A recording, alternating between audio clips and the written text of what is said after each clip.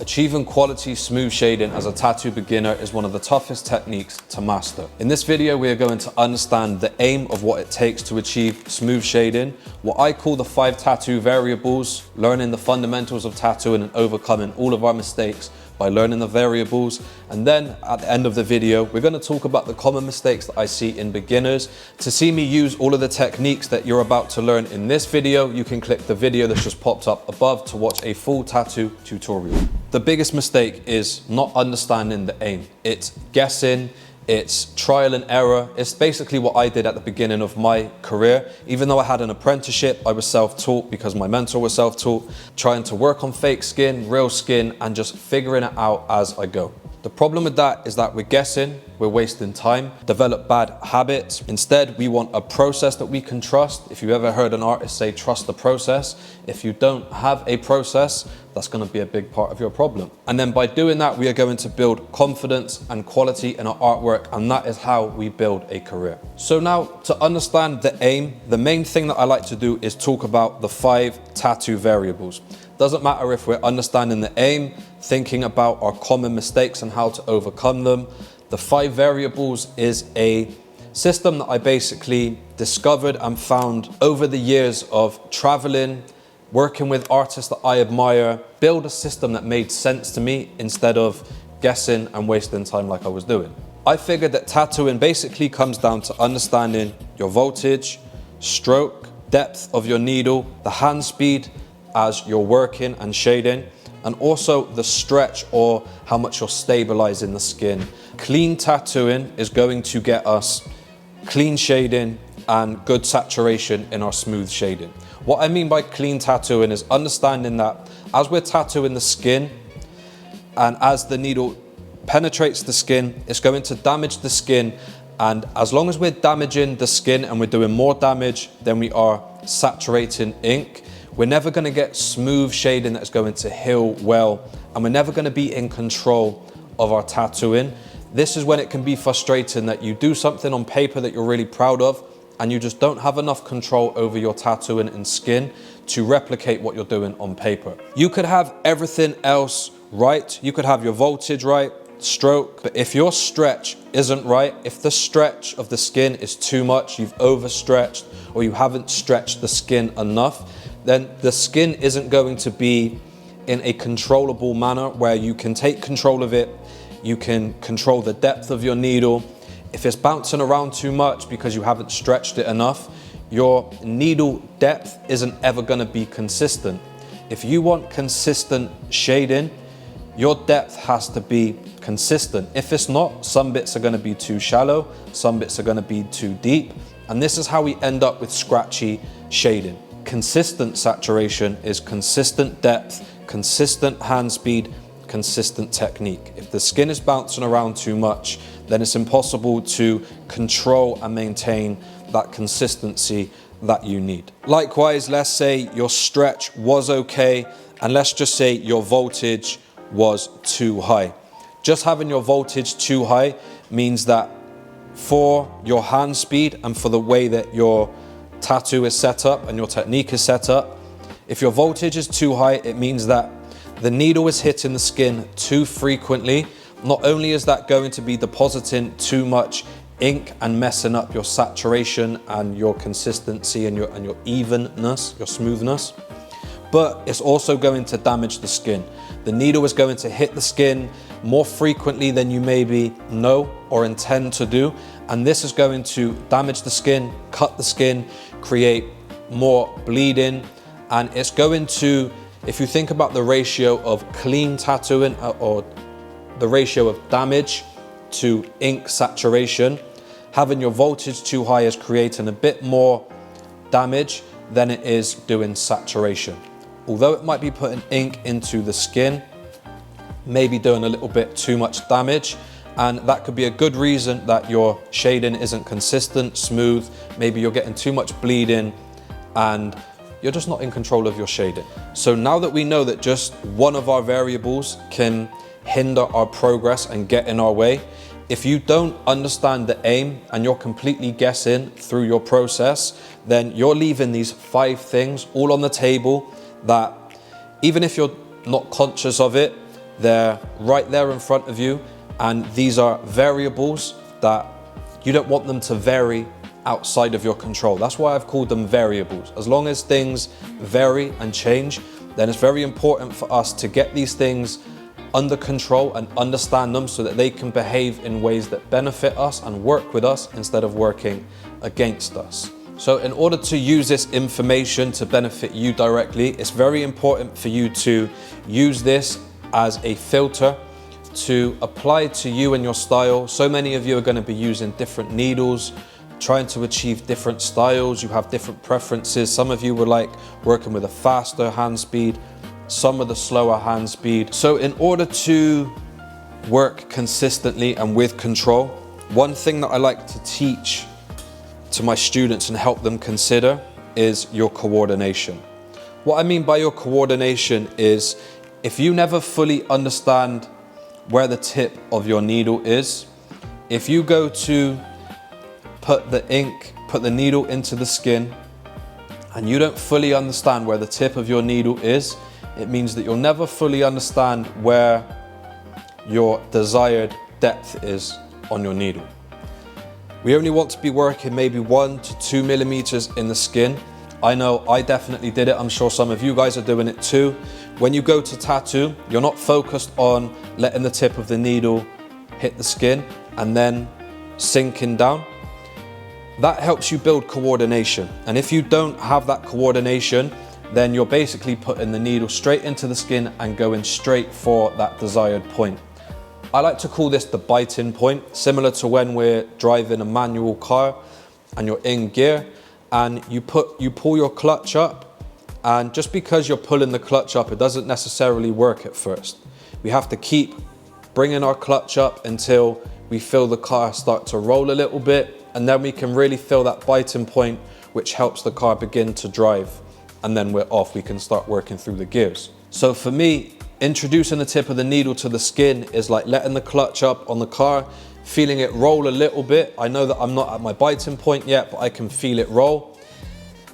If I have control over that process and I can do that with control and understanding, then it means that I can hit my biting point with control and understanding, and then I can keep it at my biting point. If I have that level of control, I feel more confident that I'm not going to go past my biting point and go too far and too deep. Another analogy that I've always liked to use is the swimming pool analogy. If we consider that this blue layer is just the top of the pool, it's the top of the skin. We have 3 layers of skin that we're going to pay attention to. We have the epidermis. The epidermis is, we're going to consider it as the top layer of the pool. The epidermis is the layer of the skin that is going to replace itself. If we tattooed only the epidermis, then the tattoo is going to look very faded and eventually there's barely going to be anything there. We're going to work down here in this green zone, which is called the dermis. This is the layer of the skin where it's not going to replace itself. This is why skin replaces itself, but your tattoo doesn't go anywhere because it's in this safe layer of skin. Now, what we do not want to do is dive into the pool, hit the bottom of the pool, and damage ourselves. We don't want to injure ourselves. This is tissue, fatty tissue. This is why when you hit this bottom of the pool, you hit that fatty tissue in the skin. This is why you get that blowout and the ink spreads throughout that tissue, and it just makes the tattoo look very messy and it's very uncontrolled. So what we're going to do is focus on introducing our tip of the needle to the skin, the top of the pool, and instead of just diving down and potentially hitting the bottom of the pool and doing some damage, like I said, we are going to build our coordination and we're going to gently lower ourselves down until we're at the desired depth. Now, to reiterate, in order to do this in a clean manner, we need to make sure we're not overstretching or understretching. Every bit of skin is different. As I said, you could be working on a younger client, an older client, exactly the same area of skin, and 2 different clients are going to have 2 completely different qualities of skin, and you might have to change your voltage, stretch. You might have to change quite a bit in order to adapt to that. And that's one of the reasons that tattooing can be very frustrating and take such a long time to really master and feel in control of. First of all, if we talk about the stretch of the skin, as I mentioned, if the skin isn't being stretched enough, the skin is going to wobble up and down as we're tattooing it. It's impossible for us to stay here consistently and get control of this if the skin is bouncing around too much. The needle is going to be at a good depth sometimes, and then all of a sudden, as the skin's bouncing around, it's no longer at a good depth or a consistent depth. Likewise, overstretching the skin means that the skin is too tight, and like I said, with our damage to saturation ratio, if we're overstretching the skin, then the needle is ripping through the skin a little bit too much and creating too much damage and not enough saturation. So we need to think of that stretch as just stabilizing the skin enough so that we can gain control of our consistency. Stretch is going to be completely different depending on where you're tattooing. If you were to tattoo on the leg, you were working on a leg sleeve, you might have a client that you're tattooing the client on the back of their calf with a lot of muscle underneath that skin. That is going to be a completely different sensation to when you're tattooing on the shin.